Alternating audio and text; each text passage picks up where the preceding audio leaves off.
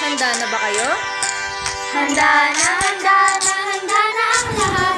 Mga kagamitan, higit kaming pamana, masigla at masaya. Sabik sa mga kwentong galing sa Biblia, ang bunot ay biyaya. May aral na dala, mabubuting pamana. Handang-handa na, Pamana TV na!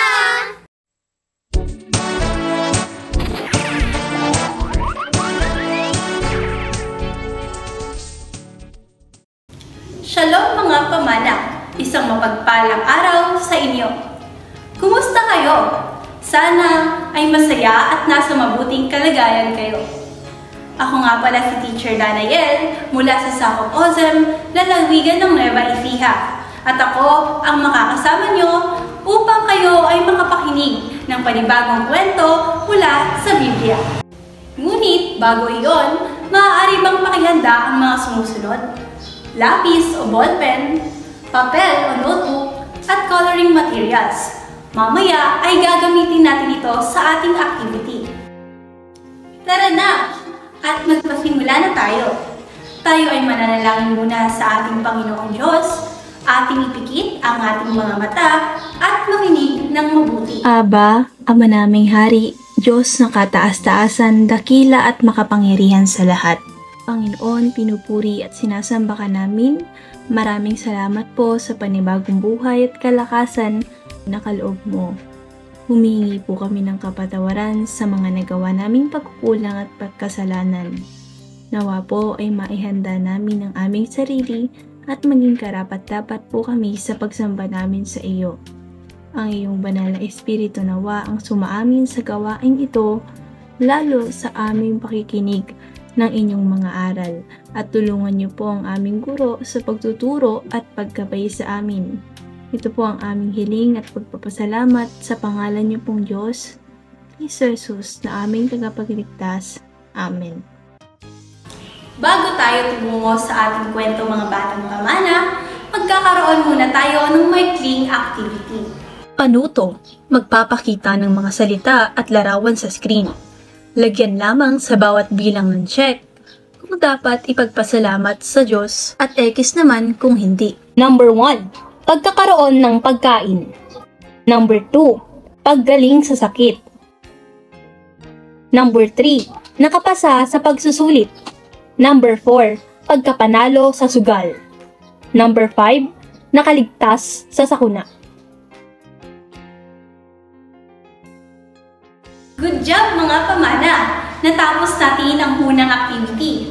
Nahuhulaan niyo na ba ang tatalakayin natin ngayon? Kung hindi pa, tara na! At atin nang alamin ang kwento at mahalagang aral na ating mapapakinggan sa araw na ito.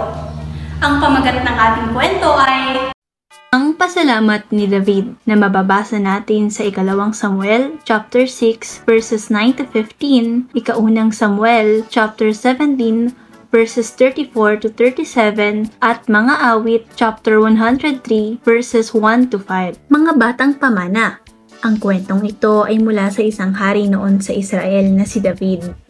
Alam ni David kung gaano kakapangyarihan ng Diyos. Kaya isang araw, may isang pangyayari na naganap kay David at sa Panginoon sa pag-iingat sa kaban ng tipan. Dahil dito ay natakot si David sa Panginoon. Sinabi niya, "Paano ko iingatan ngayon ang kaban ng tipan?"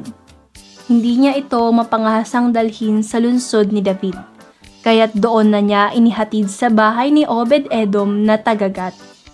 3 buwang nanatili roon ang kaban ng tipan ng Panginoon, at pinagpala ng Panginoon si Obed-Edom at ang kanyang sambahayan. May nagbalita kay Haring David na pinagpalang mabuti ng Panginoon si Obed-Edom. Ito'y ikinagalak niya, kaya kinuha niya ang kaban ng tipan at idinala sa Jerusalem. Hindi pa man nakalalayo, nakaka-6 na hakbang pa lamang ang mga may dala ng kaban ng tipan, pinahinto na sila ni David at naghandog sila ng isang toro at isang pinatabang baka. Sinuot ni David ang isang linong ephod at nagsasayaw siya sa harap ng Panginoon. Habang lumalakad ng mga Israelita, nagsisigawan sila sa tuwa at hinihipan ang mga trompeta.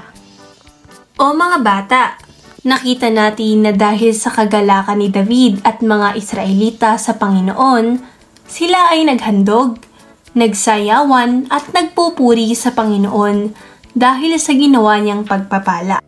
Alam niyo ba mga bata, sa buong buhay ni David, naniniwala siya na ang Diyos ay nasa kanya at sa buong Israel. Kahit nung mga panahong hinahamon ang Israel sa labanan ng mga Filisteo sa pangunguna ng higanteng si Goliath. Walang nais na lumaban dito, pero nang makita ito ni David na minamaliit ni Goliath ang Israel, nagpresenta siyang lumaban pero pinigilan siya ni Haring Saul dahil nasa kabataan pa nun si David. Pero naglakas loob pa rin si David, kaya ito ang pahayag niya. Ngunit sinabi ni David kay Saul, "Ako po ang nag-aalaga sa kawan ng aking ama. Kapag ang isa sa mga tupang inaalagaan ko ay tinatangay ng leon o oso, hinahabol ko po ito at inaagaw ang tupa. Kapag hinarap ako ng leon o ng oso, hinahawakan ko ito sa panga at pinapatay. Nakapatay na po ako ng mga leon at mga oso. Isasama ko po sa mga ito ang Filisteyong iyon, sapagkat ang nilalait niya ay hukbo ng Diyos na buhay." Idinugtong pa ni David, "Iniligtas ako ng Panginoon mula sa mga mabangis na leon at mga oso. Ililigtas din niya ako sa kamay ng Filisteyong iyon." Kaya hinayaan na si David ni Haring Saul na makipaglaban sa higante. At iyon nga, natalo ni David ang higante dahil sa tulong ng Diyos. Kaya sa isang awit ni David, dahil sa pagtatagumpay na ginawa ng Diyos sa kanya, sinabi niya sa Panginoon, "Ang Panginoon ay papurihan, o aking kaluluwa. Ang lahat ng nasa aki magsipagpuri sa Kanya. Purihin mo sa tuwina ang banal na ngalan niya. Ang Panginoon ay papurihan, o aking kaluluwa. At huwag mong kaliligtaan, mabubuti niyang gawa. Ang lahat kong kasalanay, siya ang nagpapatawad. At anumang aking sakit, ginagamot niyang lahat. Sa bingit ng kamatayan, ako ay inililigtas. At pinagpapala ako sa pag-ibig niya't habag. Sa sarili ang dulot niya'y kasiyahan habang buhay. Kaya naman ang lakas ko ay lakas ng kabataan. Katulad ng sa agila ang taglay kong kalakasan. Aawit sa iyo ng papuri at hindi ako tatahimik. O Panginoon, aking Diyos, pasasalamat ko'y walang patid." O ayan mga pamana, isang kwento na naman ang kapupulutan natin ng aral. Kaya naman, alamin natin ang mga halagang aral ng kwento. Mga aral na dapat matutuhan. Number 1, pasalamatan natin palagi ang Diyos. Ang pagpapasalamat sa Diyos ay hindi lamang sa salita, kundi nakikita sa gawa. Nakita natin sa kwento na ugali ni David ang maging mapagpasalamat sa mabubuting gawa sa kanya ng Panginoon. Kaya hindi lamang niya sinasabi sa Panginoon ang salitang salamat. Siya rin ay nagpapakita ng mabubuting gawa.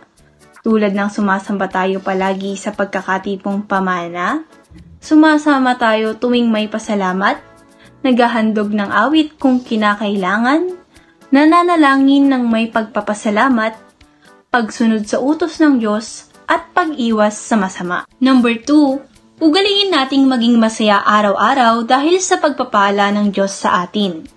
Mga bata, sa araw-araw, anuman ang iyong ginagawa o kung nasan man tayo, tandaan natin na kasama natin ang Diyos at ang lahat ng pagpapala niya ay para sa atin.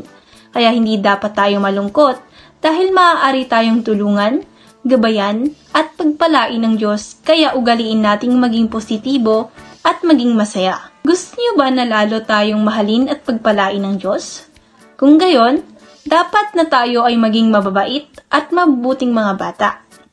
Maliwanag po ba iyon? Number 3, napakaraming dapat ipagpasalamat sa Diyos.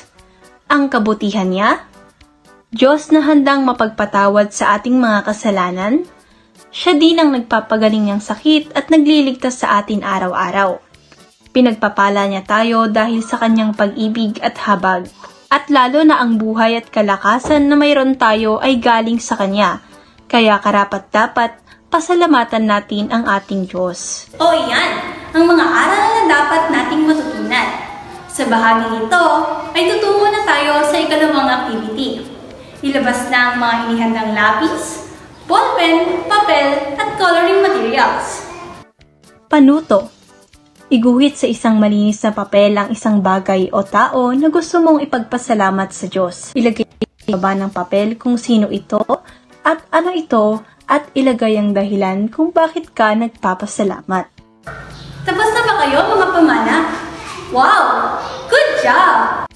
Dahil dito, narito ang ating memory verse na mababasa sa 1 Thessalonians chapter 5, verse 16 to 18. Rejoice evermore, pray without ceasing, in everything give thanks, for this is the will of God in Christ Jesus concerning you.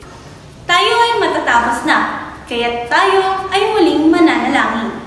Aba, Ama naming Hari, Diyos na kataas-taasan, maluwalhati at makapangyarihan sa lahat. Maraming salamat po sa kapayapaan at sa mga aral na itinuro nyo sa amin sa araw na ito. Nauunawaan po namin na ikaw ang kataas-taasang Diyos na dapat naming pasalamatan at paglingkuran. Nawa po ay magawa namin ang mga aral na naunawaan po namin sa araw na ito.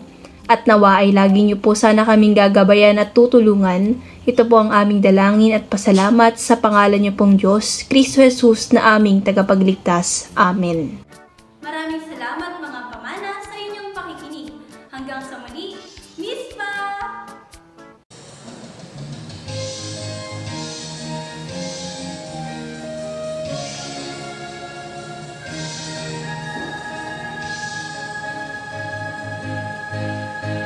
Sa mga kwento mo'y ginising ang puso ko nahihimbing. Nagturo ka sa akin nagkailambing, may pagmamahal ang bawat sabihin.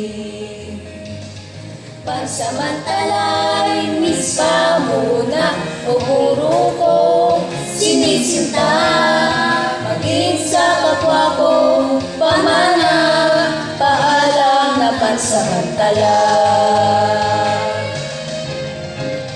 Mispa na muna, aking kamag-aral na minamahal. Mispa na muna, sa guro ko nagpapagal.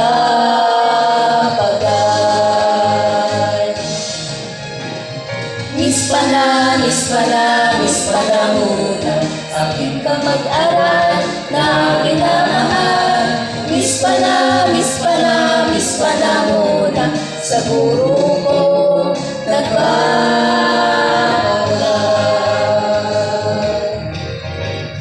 Mispa na muna, mispa na muna,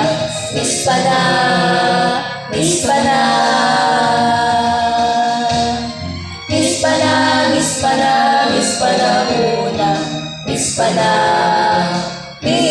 na